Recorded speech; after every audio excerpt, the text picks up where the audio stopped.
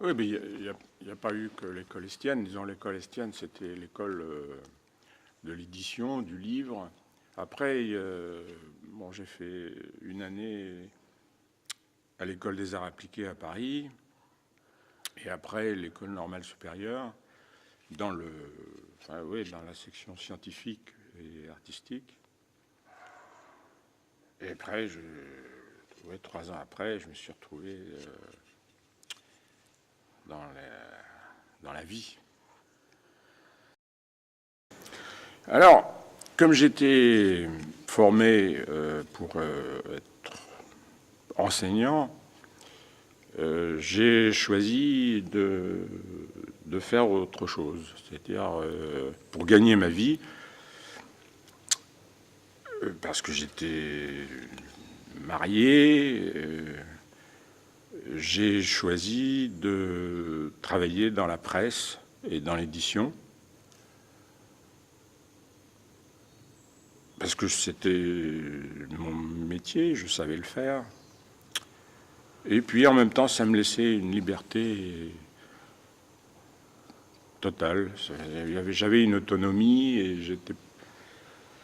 et puis j'ai pas voulu être enseignant, professeur, tout de suite.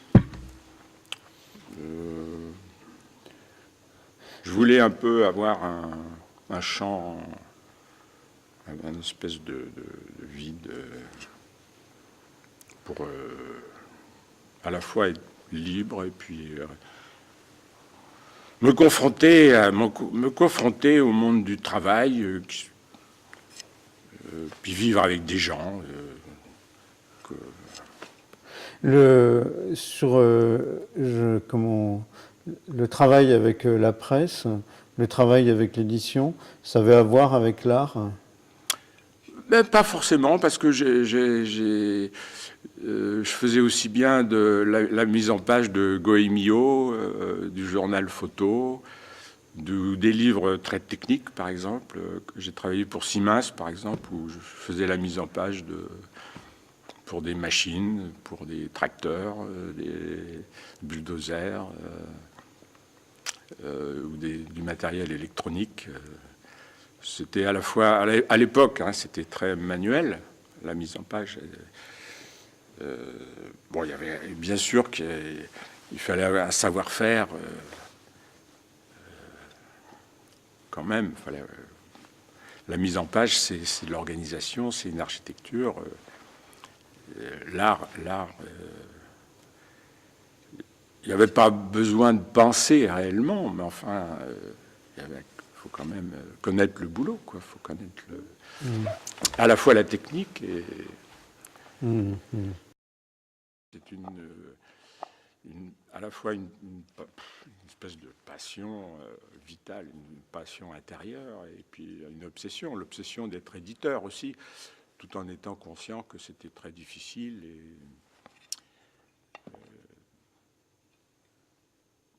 sur le plan financier, sur le plan de l'organisation, mais il y avait derrière ça le souci et le désir l'envie d'être éditeur, quoi. Donc j'étais dans le coup, quoi. J'étais dans la matière, à la fois humainement et manuellement. Et puis j'ai pu voir comment fonctionnait un journal, un livre, du début jusqu'à la fin. Oui. Mais c'était en général, c'était plutôt non pas des revues, mais plutôt des catalogues.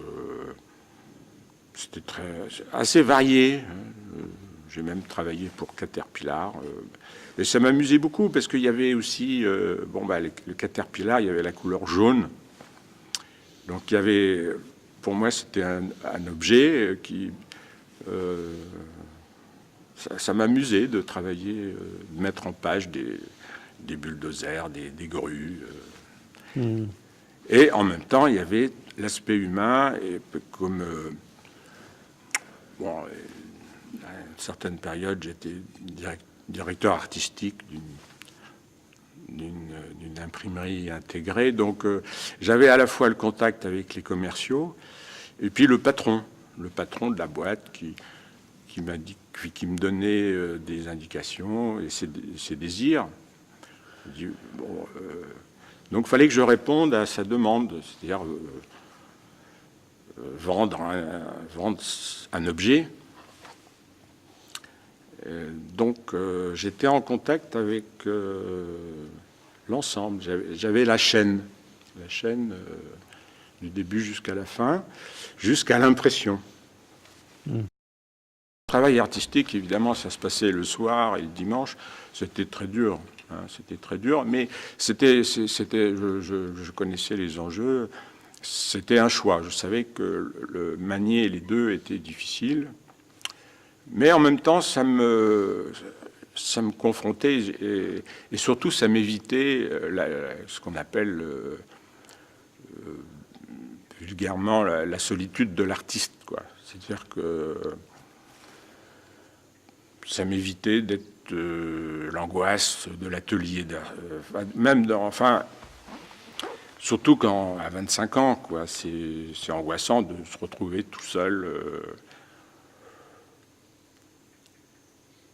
dans un atelier, dans le vide, quoi, parce que à 25 ans, tu vois personne, t'es un peu exclu du milieu de l'art.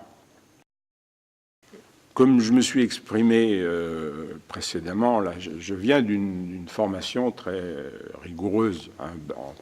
Ça a oscillé entre, je ne vais pas me répéter, entre le Bauhaus, Malevich, Itten. Donc, et Rothko, quoi. C'est un peu bon. Et donc, je me sentais quand même très influencé. Donc j'ai voulu opérer une espèce de rupture, quoi, une rupture, mais pas violente, quoi. Mais puis bon, disons que à 25 ans, tu as envie de tout casser, de tout remettre en question, et puis de faire, comme on dit, un travail personnel avec beaucoup d'ambition et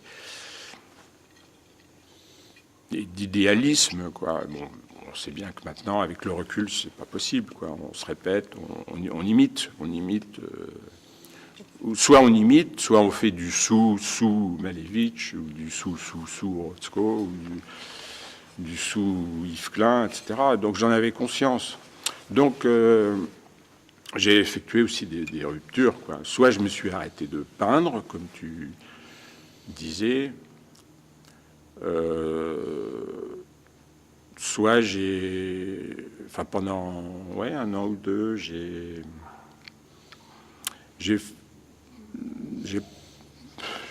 construit des objets, des petits objets plutôt primitifs. C'était très manuel, des objets primitifs très proches des petits objets rituels,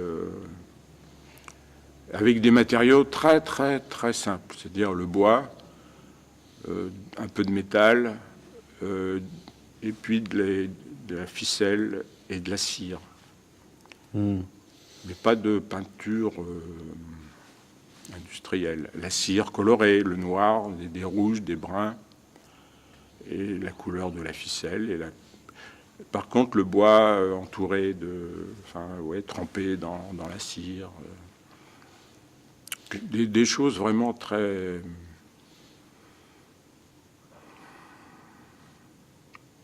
pas sophistiquées, quoi.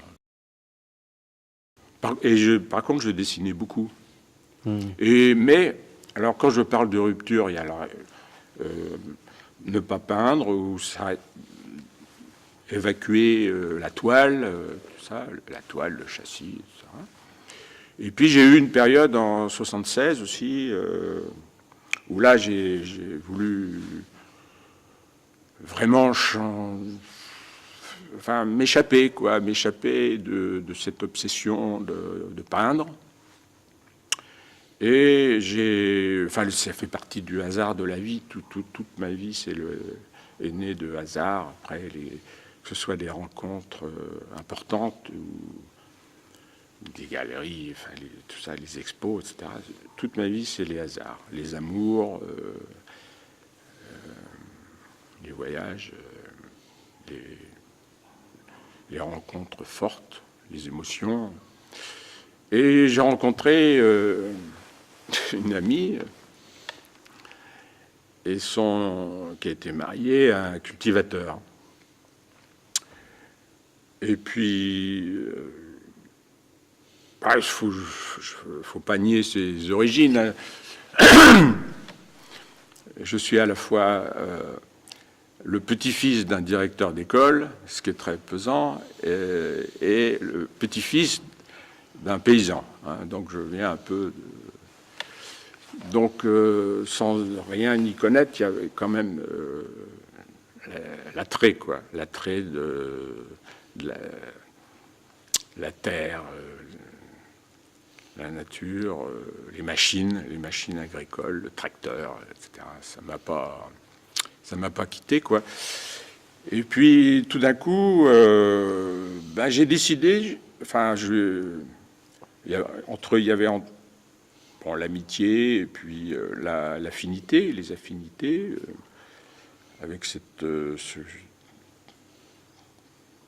exploitant agricole. C'est une grosse ferme dans la Nièvre. À l'époque, c'était déjà 200 hectares. Il m'a compris, quoi. Je lui dis, écoute, moi je veux bien travailler, mais je veux être payé, etc. Il me dit, mais tu connais rien, t'es qu'un intello. Je dis, non, avec mon grand-père, je sais labourer, etc. Alors, il a pris ça au début comme un espèce de jeu. Et puis il a vu que je savais conduire des tracteurs. Il me dit, tu sais, c'est du boulot. Non, il y va et tout. Et pendant un an, avec un accord tacite et puis un accord amical, je lui dis, voilà, je vais pendant un an, c'était pas fixé dans le temps, j'ai été réellement ouvrier agricole. Ah ouais. Payé à la va-vite, quoi, mais en même temps logé, nourri, etc. Je vivais dans la ferme. Je rentrais à Paris le week-end, pas toujours, parce que la ferme, il faut travailler le dimanche. Puis il y a les intempéries, l'arrosage, le maïs, etc. Mais il m'est arrivé à l'automne de labourer 12 heures par jour. Alors, il y avait ce souci d'échapper à cette obsession de peindre, mais il y avait une recherche. Mais en même temps, je me disais, je vais trouver des solutions, quoi, là-dedans. Alors, avec le tracteur, par exemple, dans mes moments libres, j'enregistrais, j'avais un magnéto, j'enregistrais le moteur, le bruit du tracteur, etc. J'avais quand même des idées derrière. Ça n'a pas fourni d'œuvres conséquentes, très intéressantes. C'est un apport. J'enregistrais le tracteur. Et puis alors, il y a le coup du labour qui me passionnait, dans le sens où il y avait... ça me permettait de méditer. Et puis cette obsession de la ligne, parce que quand tu laboures 4 hectares, 5 hectares, faut le faire d'une manière professionnelle, quoi. Là, c'est pas un jeu d'enfant, quoi. C'était pas pour rigoler. La ligne, il faut qu'elle soit droite, quoi. Et puis pendant 12 heures, et puis le champ, il faisait 500-600 mètres. Donc, pendant 12 heures, j'étais concentré à la fois sur le sillon et sur l'idée. Sur une idée, quoi. Il fallait partir d'un point et fixer. Il faut avoir l'œil, quoi. Tracer. en même temps, c'est très abstrait, quoi, parce qu'il n'y avait pas de point de repère, hein, il n'y avait pas un poteau. Il fallait fixer soit un arbre ou un nuage ou une ombre, et puis tac, puis aller droit, et puis s'occuper aussi de la machine, le tracteur, la charrue, une charrue quand même avec 4 socs derrière, hein. La puissance du moteur, etc. Et puis voilà, la recherche aussi de la fatigue. La fatigue. J'ai travaillé presque 7 ans, hein, sur la forme de la croix, hein, alors j'ai abordé tout, l'aspect formel, religieux, mystique,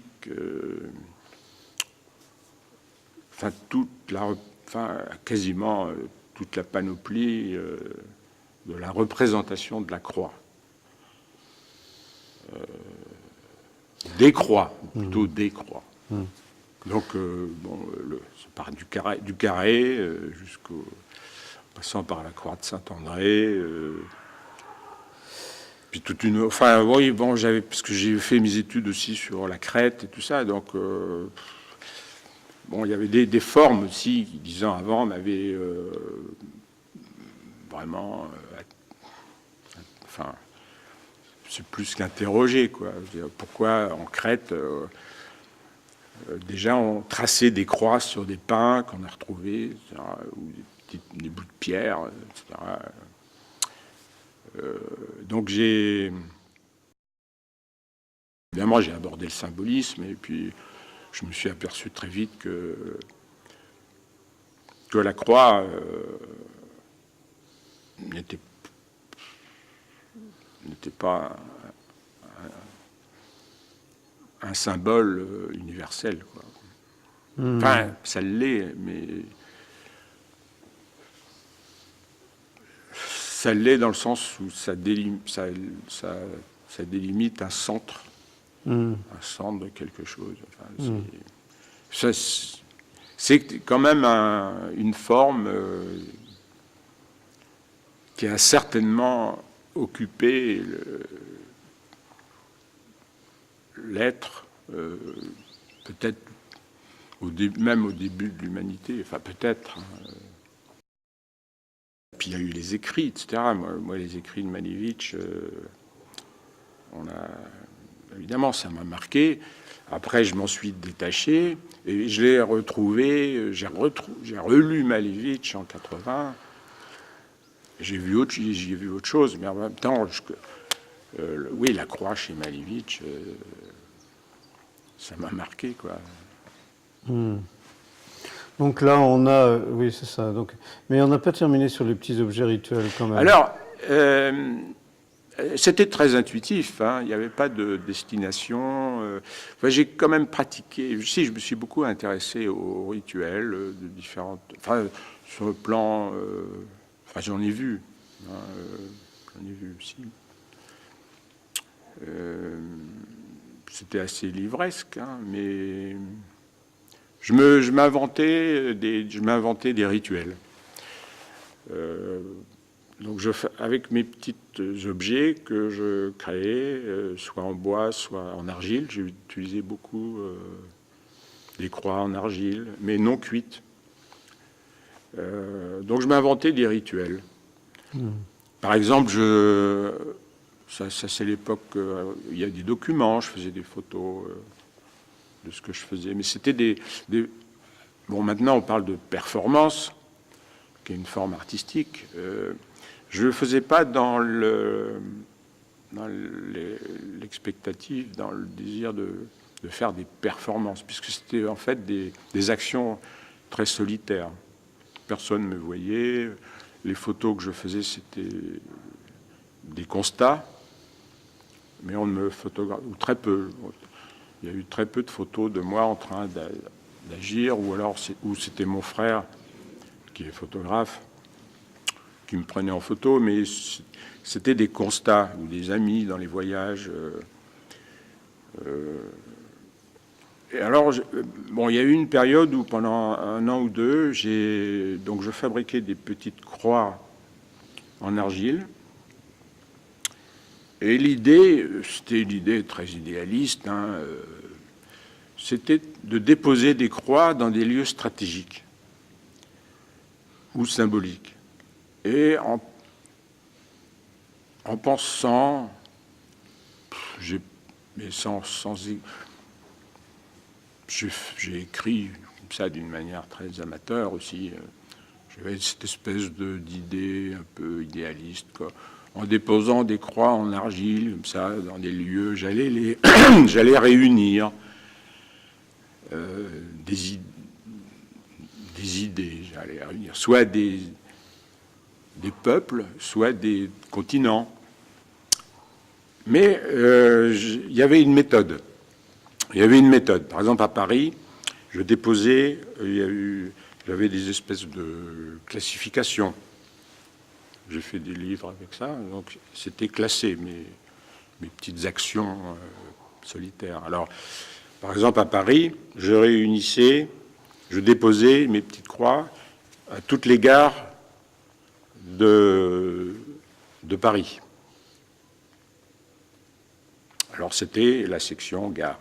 Les gares, en disant, voilà, je réunis la gare Montparnasse, les Bretons, avec la gare d'Austerlitz et la gare du Nord. Toutes les gares sont reliées. Donc les régions et les Bretons sont reliés avec les Toulousains. C'était un peu idéaliste, quoi. Enfin naïf. Et bon, toujours à Paris, j'ai relié les lieux touristiques. L'Opéra, le Louvre, la Tour Eiffel. Voilà. Donc les Japonais, dans mon idée, toujours très naïve, donc les Japonais étaient reliés avec les Indiens et puis un touriste d'Auvergne. Et puis après, bon, à la fois dans mes voyages, je reliais. Alors bon, j'allais à Londres. Pour le travail, parce que je travaillais à un moment donné. Parce que bon, j'ai été marié 10 ans avec Suzanne Burge, chorégraphe, donc on voyageait beaucoup. Et je travaillais, je faisais de la scénographie aussi. Donc on voyageait pas mal.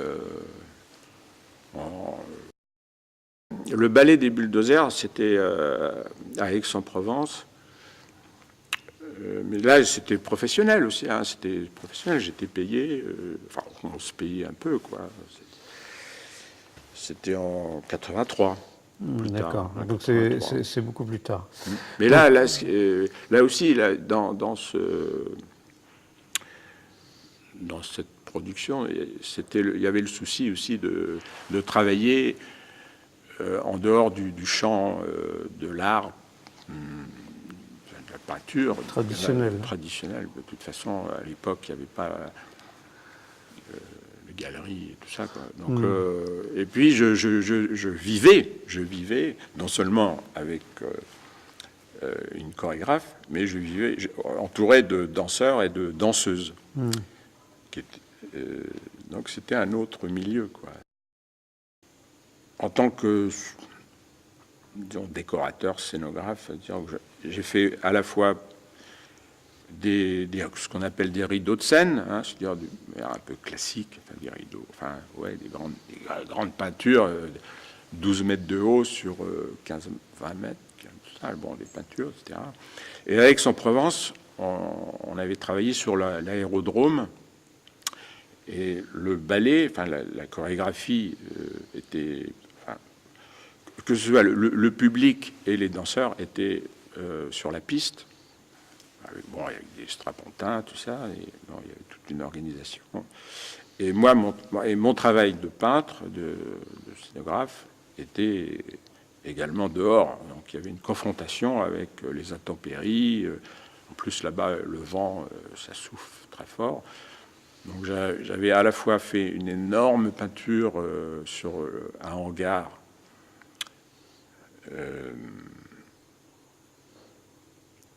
les hangars d'avion, hein, une énorme peinture, qui s'est envolée d'ailleurs au moment du spectacle. Subitement, à 9h du soir, le vent s'est monté, et puis la peinture a commencé tout doucement à bouger, et pendant 1 heure,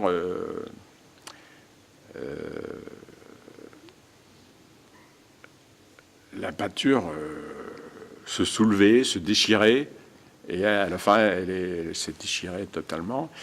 Et au loin, à 50 mètres au loin, sur la piste, il y avait 3 bulldozers, des grosses pelleteuses, là, des Caterpillar, justement. Ça fait encore partie du... Mais j'avais choisi la marque aussi. Hein. Donc, alors, c'est là aussi, c'est là où aussi rentre l'aspect humain et la communication.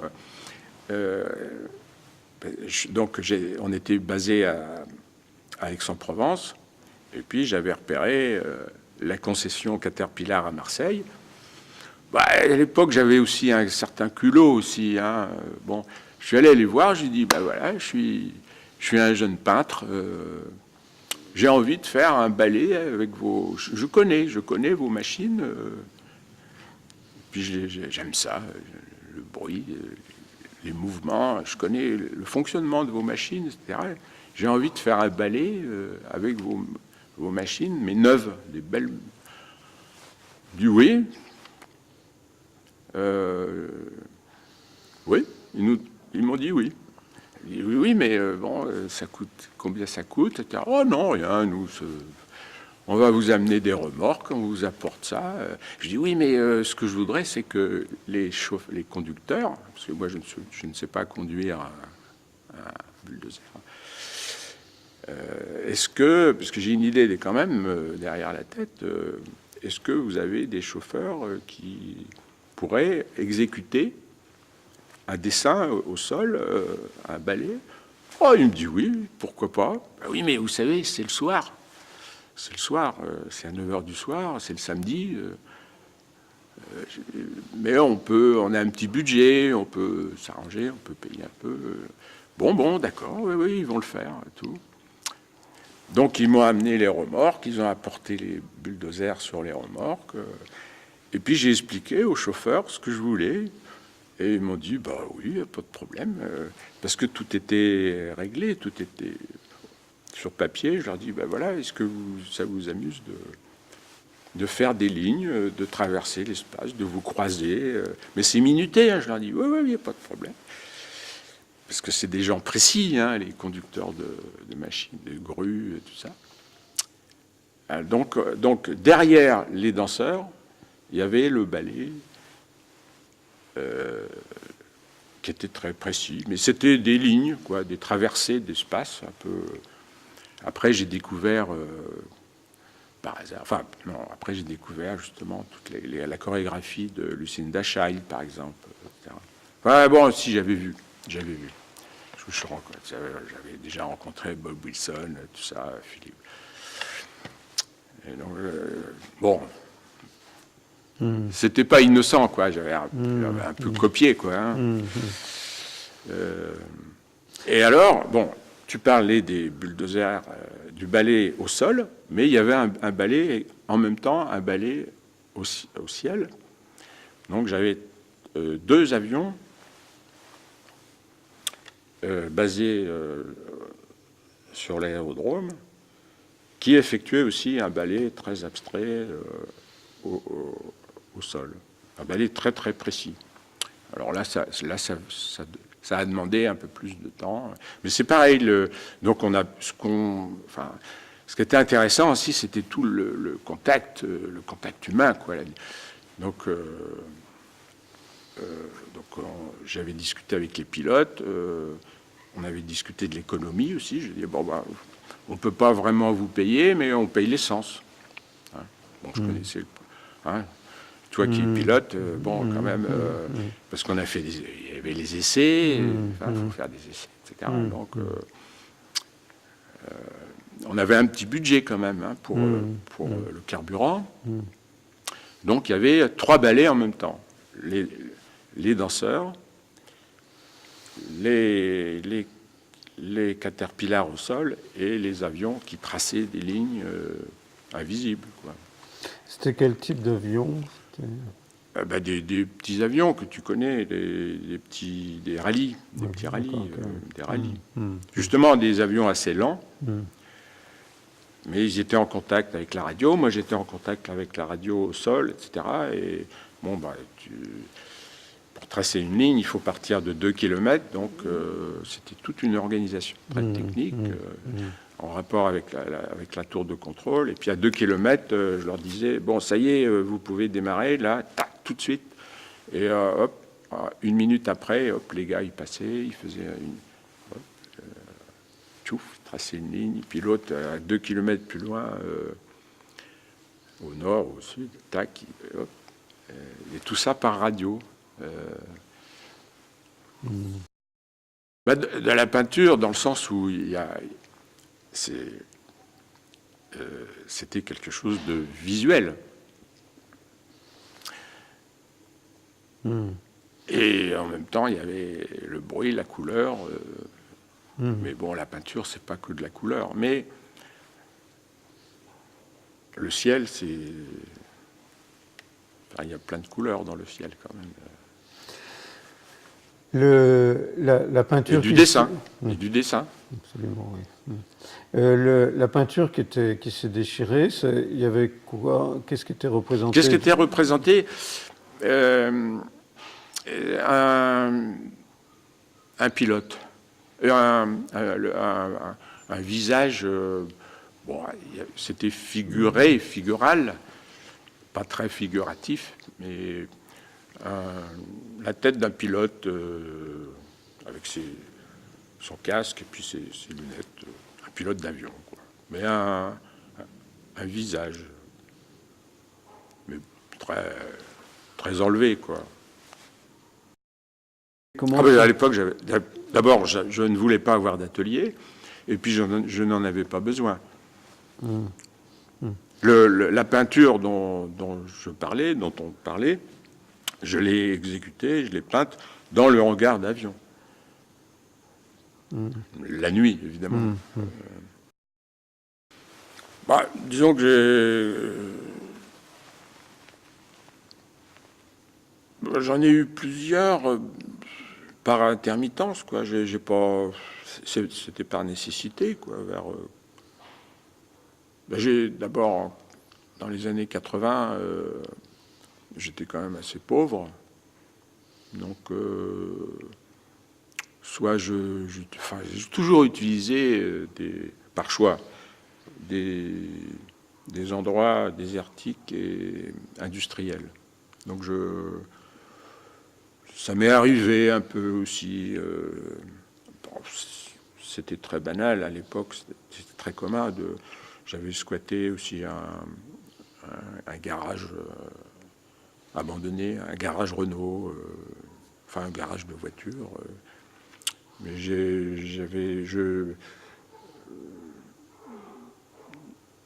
à Sartrouville, dans la banlieue de Paris, j'avais loué aussi une ancienne poste, des entrepôts de la vieille poste. Donc des ateliers qui n'étaient pas conformes, ça s'appelait pas c'était pas des ateliers d'artistes, c'était des lieux mais propres, hein, pas squattés, enfin pas brut non plus, quoi. Il y a eu l'étoile de jeunesse, et puis il y a eu aussi le désir de s'échapper de la toile, oui. Et puis dans le désir de s'échapper de la toile et du châssis, il y avait 2 aspects. Il y avait l'aspect théorique, et puis l'aspect physique et sensitif, quoi. C'est-à-dire que je m'ennuyais sur une toile et j'avais pas un contact riche avec la toile, quoi. Mais il y a aussi, derrière, il y a quand même un discours aussi, hein, le discours. J'avais besoin à la fois d'expérimenter, enfin, d'autres matériaux et puis de rêver, quoi,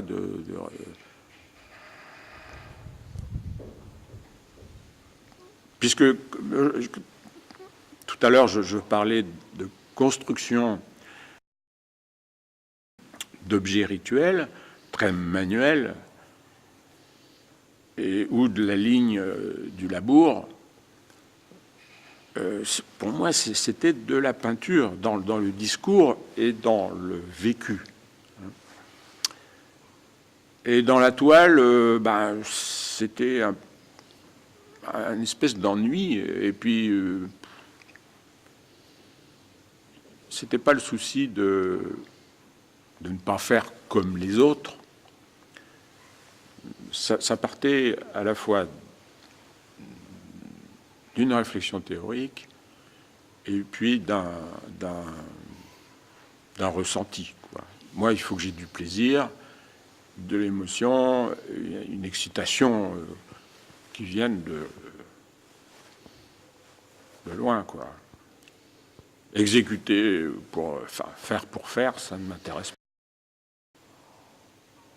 Mais il y a eu une période de production de peinture sur tissu, pas sur toile, sur tissu, qui étaient des grands tissus de 5 mètres, 6 mètres, 12 mètres, mais pas tendus. Il y a des formes,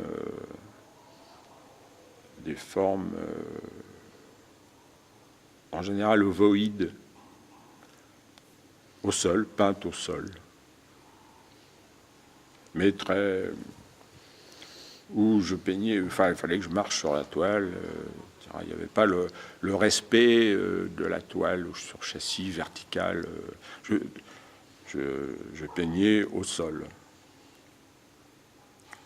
Mais il y avait un souci, alors le pourquoi n'est pas uniquement de l'ordre du matériel, le souci aussi de se perdre dans l'espace, de se perdre dans la toile. Bon, ça vient de Pollock aussi, là, quand même, j'en ai vu. Hein. Mais là, je le faisais, quoi. Parce que quand tu peins sur une toile de 12 mètres de long, ce que j'ai pratiqué pas mal, là, on ne voit pas ce qu'on fait. Mais il faut quand même une maîtrise, pour une maîtrise de la forme. Il n'y a pas le recul comme dans la toile sur châssis où tu peux reculer. Se perdre dans l'espace et puis se confronter à soi.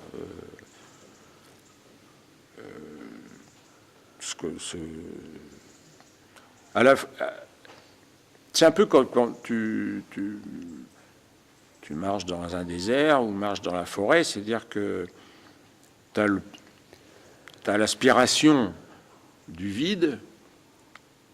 Alors, dans la forêt, c'est plein, mais dans le plein, il y a la profondeur, il y a les bruits qui sont intrigants, il y a le silence, puis tu t'aperçois que tout d'un coup, il y a une branche qui tombe, qui craque. Et puis à un moment donné, tu te perds, tu sais plus où tu es, dans la forêt ou dans le désert. J'ai jamais vécu l'expérience du désert, mais quand même, j'ai lu des choses. Donc il y a se situer, quoi. Et l'idée du se situer. Se situer dans quelque chose, se situer dans le monde. Je veux dire, quand tu travailles sur parce que j'ai quand même de l'expérience, quand on peint sur châssis, tu sais te situer dans l'espace. Hein, tu as une toile, ça fait 3 mètres sur 2, c'est à l'échelle humaine. Puis c'est vertical. Tu te situes par rapport à l'histoire, hein, à l'histoire de l'art, à l'histoire de la peinture. Tu sais qu'une toile, ça fait 2 mètres sur 2 mètres, ou 3 mètres sur 3. C'est pas impressionnant, quoi. Tu sais que toi, tu fais 1m75, bon, bah, il y a un rapport d'échelle qui est logique. Oui, j'ai bien. Dans une toile qui est au sol de 6 mètres, même 6 mètres, c'est déjà pas mal. Bah, obligatoirement, il y a la recherche d'être un peu perdu, quoi. Et puis, le désir de se perdre, se perdre dans la forme, se perdre dans la couleur. Et puis essayer de maîtriser. Il faut quand même savoir ce que tu fais, quoi. Dans le dessin aussi, on se perd. C'est merveilleux, le dessin, parce que un trait, quand tu commences un trait, comment le finir? Est-ce que ça finit? Et comment finir un trait? Alors la couleur, se perdre dans la couleur. La couleur, ça commence par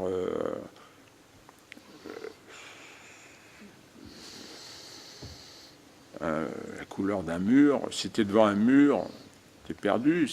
Quand tu regardes le ciel, il a une couleur, il est gris, il n'est jamais bleu, Quand tu regardes le ciel, tu es perdu. La nuit, quand tu regardes les étoiles, bon, si tu as lu un tout petit peu, tu sais que c'est à 4,5 millions de kilomètres, mais ça peut être à 5 cm. Puis, hein, la nuit étoilée, à un moment donné, si tu as envie,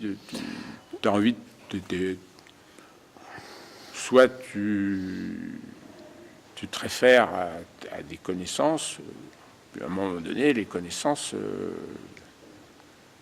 ça ne veut plus rien dire. Alors tu peux repérer, ah, ça c'est la grande ours, bon, mais ça ne donne pas grand-chose. Et à un moment donné, la grande ours, elle est quand même loin, quoi. Et la peinture, c'est un peu pareil. À un moment donné, il ne faut plus savoir. Enfin, c'est une question de maîtrise, quoi.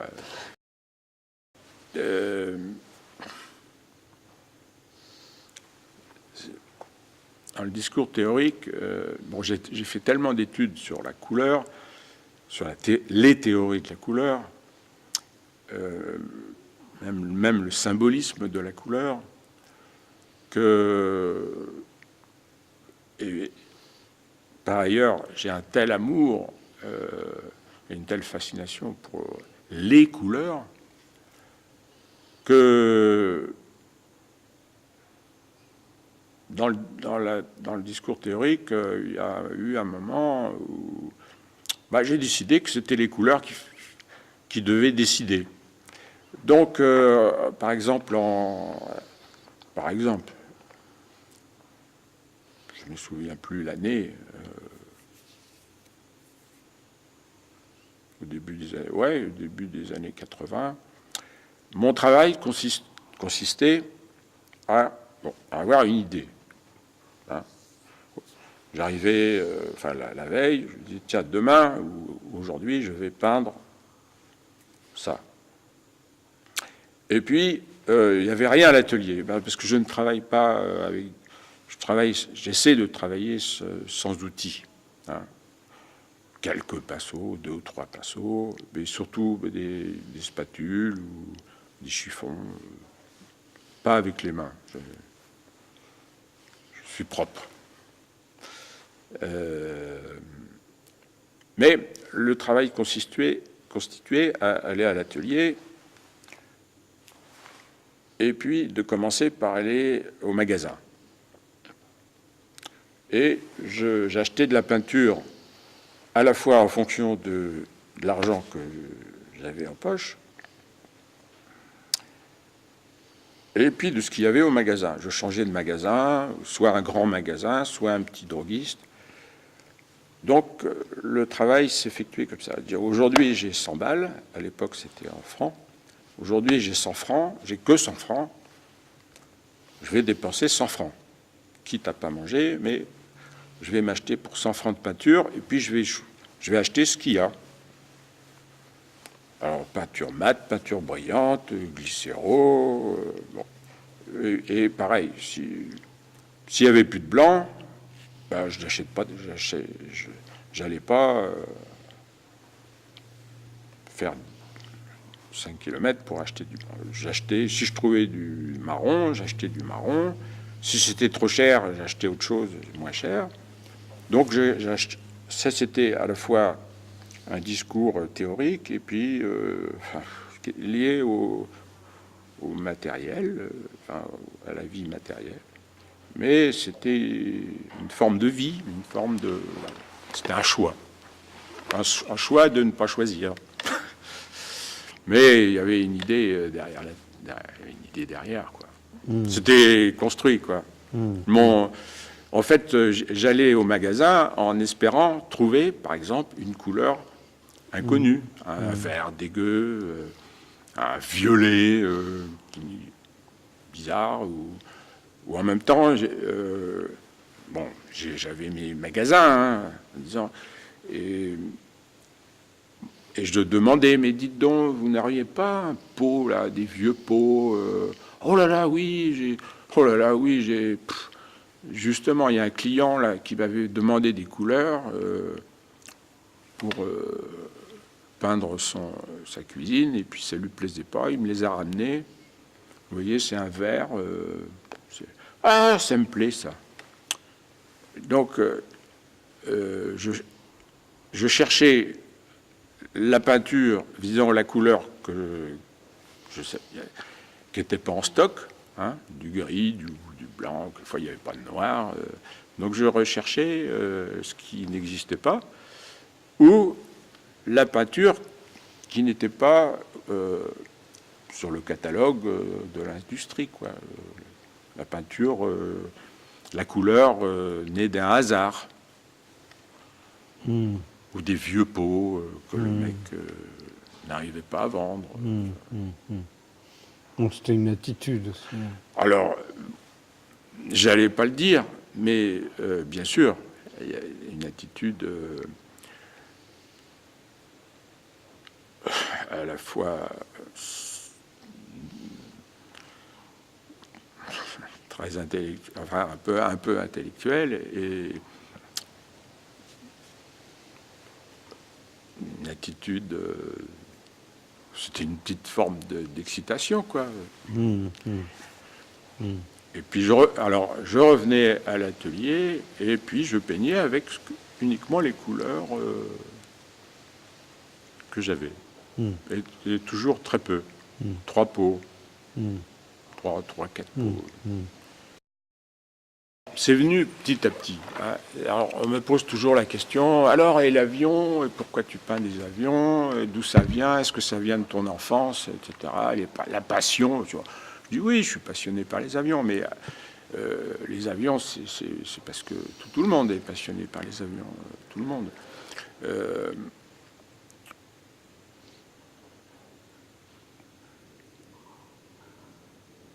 Bon, je vais te raconter une histoire. Alors qu'elle est liée à l'histoire de la peinture et à mon désir de faire quelque chose d'intéressant et en même temps d'y trouver du plaisir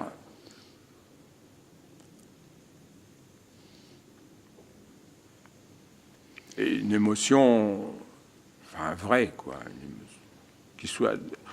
qui dépasse l'idée de la jouissance. Bon, à la fin, vers 80, à la fin des années 78, 79, etc., je faisais une peinture un peu mystico, abstraite, quoi, un peu mystique. Mais je dois le dire, assez formel. Et je me dis, ça va pas. Et puis tout le monde me disait, ouais, c'est beau ce que tu fais et tout. Donc j'ai commencé à me méfier. Et puis j'ai été aidé aussi par des amis peintres plus âgés que moi, Et un jour, un vieil ami, peintre, il m'a dit, je voudrais voir ton atelier. Je dis, viens, tout. Alors, il me dit, c'est bien ce que tu fais, c'est bien. Et puis, c'était l'époque où je peignais, alors là, des grandes toiles que j'avais fait à Nice. C'était des croix, mais des grandes croix, très, très colorées, très jolies, avec des beaux jaunes, des beaux roses, et tout ça. Je faisais que ça, des croix. Il me disait, c'est bien, c'est intéressant. Tout. On discutait vraiment de la peinture, un mec qui connaissait son affaire. Puis il me dit, tu sais, Jean-Luc, t'as 30 ans, t'as bientôt 30 ans. Tu sais, tu peux faire ça toute ta vie, mais tu vas faire que ça. C'est tellement bien, c'est beau, mais tu peux faire ça, mais tu n'iras pas plus loin. Alors ça m'a foutu une trouille énorme. Alors, il y a eu la chance de rencontrer cet ami plus âgé, cet ami d'expérience, ce regard amical. Et puis le hasard, la confrontation aussi de l'âge. Je me suis dit, tiens, c'est vrai, tu as 29 ans, tu as bientôt 30 ans, il faudrait peut-être quand même être plus ambitieux. Et le hasard de la vie, un matin, je me réveille, enfin j'avais arrêté. Après, je me suis un peu arrêté. Je lui dis, oui, c'est vrai, faut s'arrêter.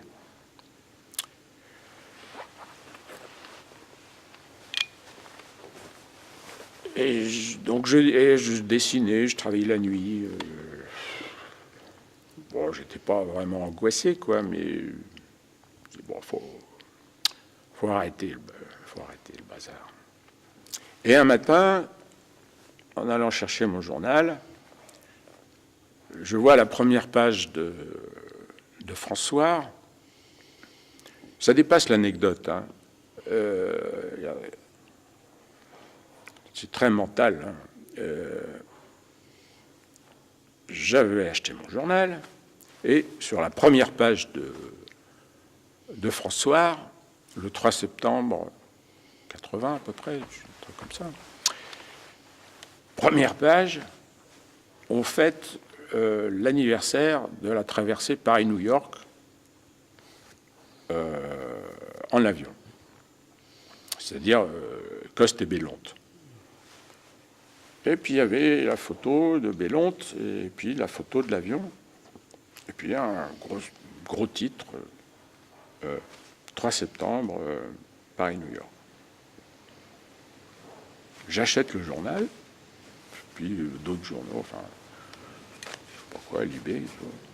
Et puis je reviens avec François à la maison, je découpe la photo et je commence à peindre dessus. À peindre. Alors là, qu'est-ce qui m'a motivé, qu'est-ce qui m'a excité là-dedans? Je me suis mis à peindre. Puis je passe la journée comme ça, à rien foutre. Puis je me suis dit, mais...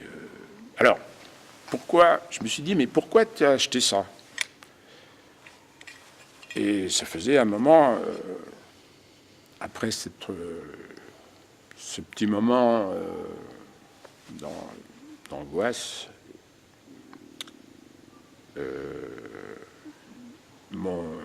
ma réflexion était qu'il fallait, en dehors de ma formation très formelle, très théorique, moi je viens quand même de la poésie, hein, de mes lectures, hein, c'était plutôt Mallarmé, Joyce, etc. Mes lectures, c'est la poésie. Le monde, enfin, l'écriture poétique, quoi. Bon. Je me dis, mais ton truc, c'est le poétique. Il faut poétiser ta peinture. Mais comment? Alors, est-ce que je vais peindre des fleurs, des femmes nues, des nuages?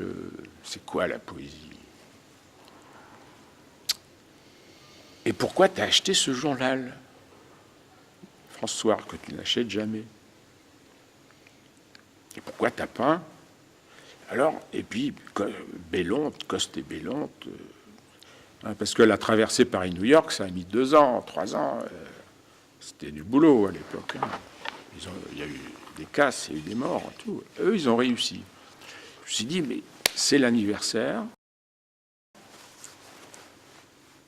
Bon, Lindbergh l'avait fait avant, mais en 27. Mais là, c'était Paris-New York. Donc ils ont fait ça en 1930, c'est ça? Oui. Le 3 septembre. Et je dis, mais là, il y a un moment clé. Il y a une clé, là. Tu as une clé. Alors, et puis là, c'est là où j'ai commencé à peindre des avions d'une manière un peu figurale et des pilotes. Le pilote de chasse, le pilote de Spitfire, du Spitfire anglais.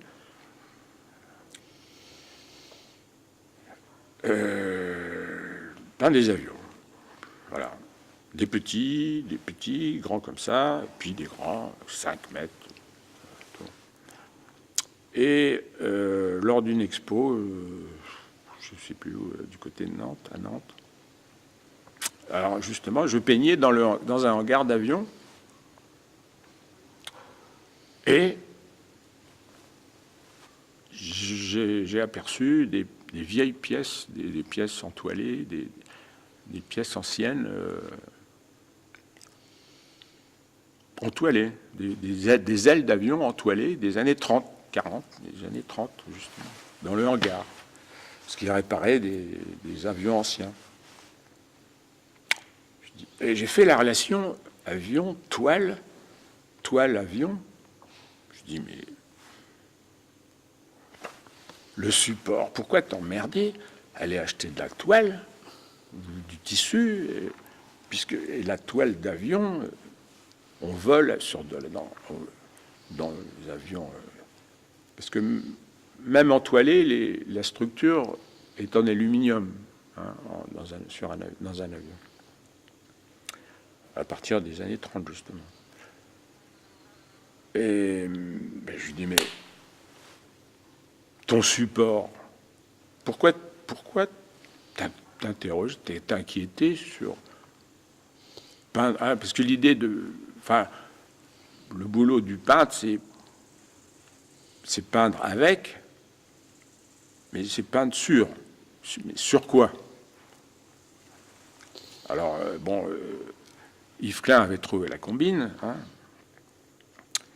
mais le support, ça reste quand même une question, quoi. Je dis, mais voilà, pourquoi ne pas peindre sur une aile d'avion? C'est plus intéressant que de peindre sur une porte de voiture ou un morceau de ferraille ou un morceau de bois. Alors, voilà, j'ai commencé à peindre là, sur des pièces d'avion, et puis j'ai trouvé là une solution.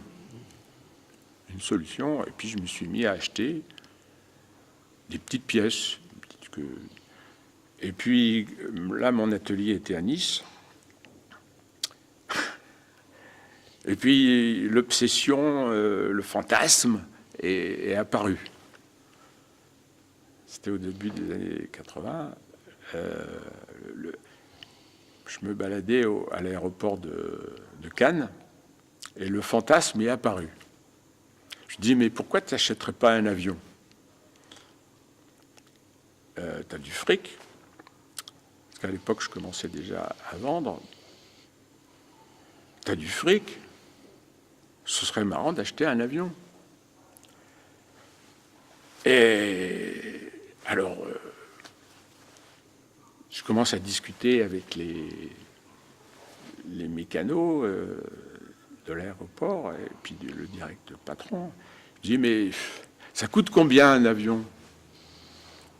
Il me dit, là, il y en a un ou deux, là, mais il n'y a pas de moteur. Ils sont en bon état, mais il n'y a que la structure. Celui-là, il a eu un problème de structure, on n'a pas le droit. Je dis, ça coûte combien? Qu'est-ce que vous voulez en faire? Moi, c'est pour peindre. Ah bon, vous êtes artiste. Bon. Il me dit, je ne peux pas le vendre. Parce qu'il est interdit, ce qu'on appelle interdit de vol.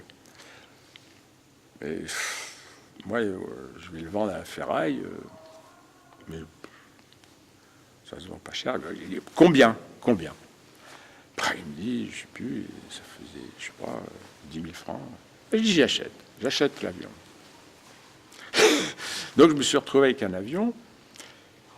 J'ai acheté, bon, j'ai découpé soigneusement avec les mécanos, etc.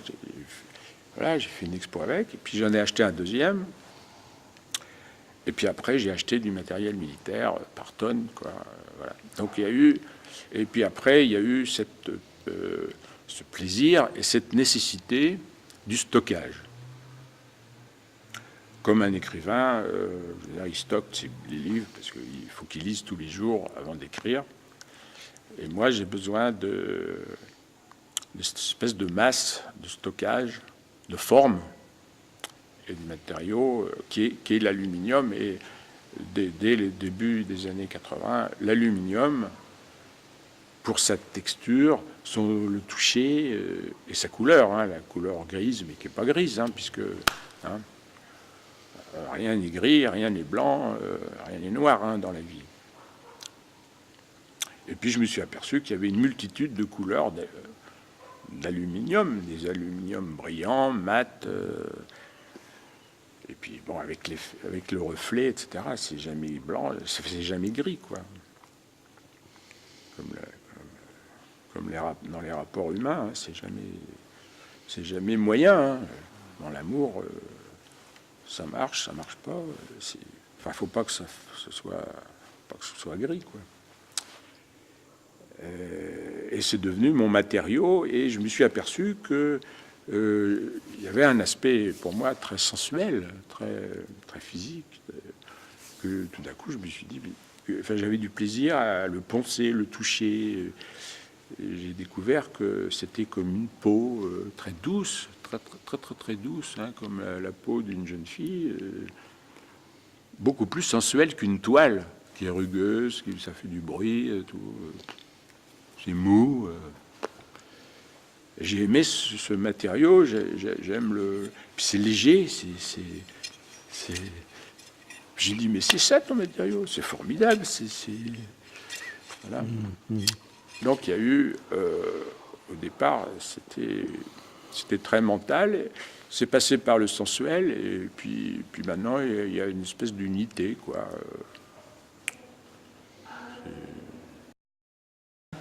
Alors évidemment, il y a le support, il y a quoi peindre, il y a le problème du peintre, hein, l'écrivain devant sa pauvre page blanche, hein, bon, il dit tiens, qu'est-ce que je vais écrire? Je vais écrire un roman. Mais il faut bien commencer. Alors, je vais écrire un roman ou un poème. Bon. Alors, le problème du peintre, évidemment, qu'est-ce que je vais peindre?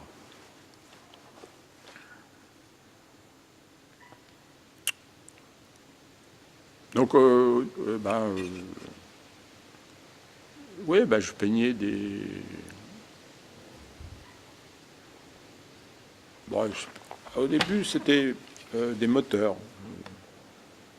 Plutôt des formes. Enfin, j'étais très entouré, j'achetais beaucoup de revues d'aviation, beaucoup de revues, enfin toutes les revues d'aviation, et je m'inspirais je piquais, quoi, je volais, hein, parce qu'un artiste, un peintre vole, il vole aux autres, il vole à l'histoire. Hein.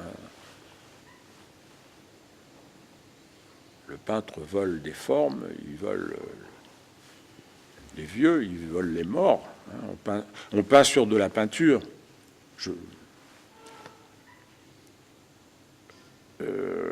Mais en même temps, il ne faut pas se poser la question quoi peindre. Si on se dit qu'est-ce que je vais peindre aujourd'hui, il y a quelque chose qui ne va pas dans la pensée. Donc, en accumulant des images, des textes, beaucoup de textes, et puis, quand j'entends texte, des textes techniques, hein, dans les revues d'aviation, mais aussi des textes un peu plus littéraires. Enfin bon, tu me parlais de... Enfin, moi, j'aime beaucoup la littérature américaine, hein. Faulkner et tout ça, quoi. Dos Passos, tout ça, donc...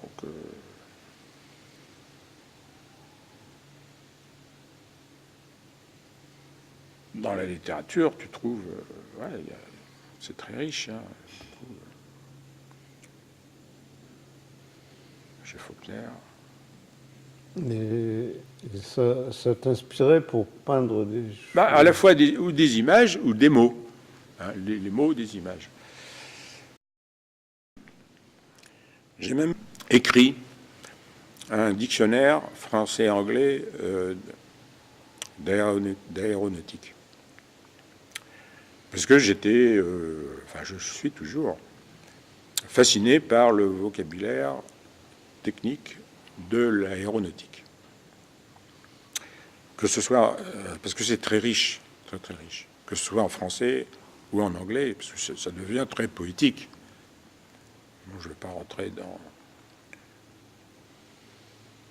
Mais les mots... Alors, tout à l'heure, vous parlez... Oui, on parle peinture, là. Qu'est-ce qui m'excite? C'est pas la couleur en soi, c'est pas la couleur. J'aime les couleurs, comme ça, bien sûr. Mais je la connais tellement bien, je connais tellement les couleurs. Puis j'en vois beaucoup, je vois la couleur. Mais je suis très enveloppé et excité par les mots. Donc c'est les mots qui me parlent et qui me font peindre. Donc tu me disais, qu'est-ce que tu peins sur tes bouts? Enfin, ce que les gens disent, tu peins sur des bouts d'avion. Hein. Alors au début, ça m'a beaucoup vexé. Il y a même des gens qui me disent, oui, t'es carlingue, tu peins sur des carlingues. Alors, j'étais très vexé, puis je me suis calmé. Bon. Mais en fait, je peins un mot, en fait. Je peins un mot. Voilà, pour te répondre précisément. Je ne peins pas une forme particulière. Alors, je peins un mot, et ces mots deviennent le titre, et le titre, je peins le titre aussi.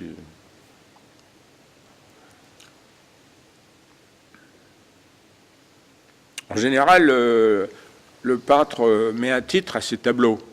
Hein, Monet, la terrasse à Étretat,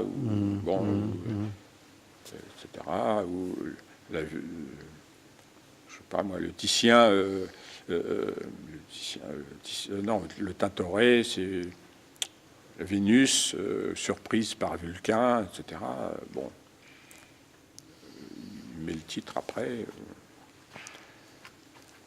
Ou il change de titre, hein, parce que par exemple l'atelier du peintre de Velasquez, de Vermeer, il a changé de titre en quelques siècles.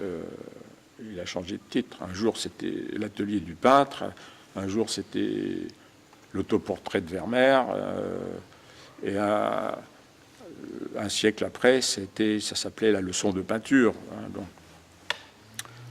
Et moi, les titres sont très importants, c'est porteur. Ils ont un sens... enfin, le support, quelquefois, c'est le titre. Hein, machine à léviter, machine pour stocker la matière invisible, etc. Quelquefois, c'est machine volante, trucs comme ça. Donc je peignais des machines, pour te répondre. Je peignais des machines sur... Alors, il y a eu, de temps en temps, c'était redondant, comme on dit vulgairement. Peindre une aile sur une aile, un avion sur un avion. Bon, ça m'a passé. Mais aujourd'hui, par exemple, je peins des gâteaux, mais c'est pas par hasard. Enfin, si, c'est le... Enfin, non. Mais les gâteaux, je peins des gâteaux sur des ailes d'avion. Enfin, ça... ouais. Mais les gâteaux ont une forme. Le gâteau, en fait, il vient du camembert. Le camembert vient du discours, enfin de mes lectures sur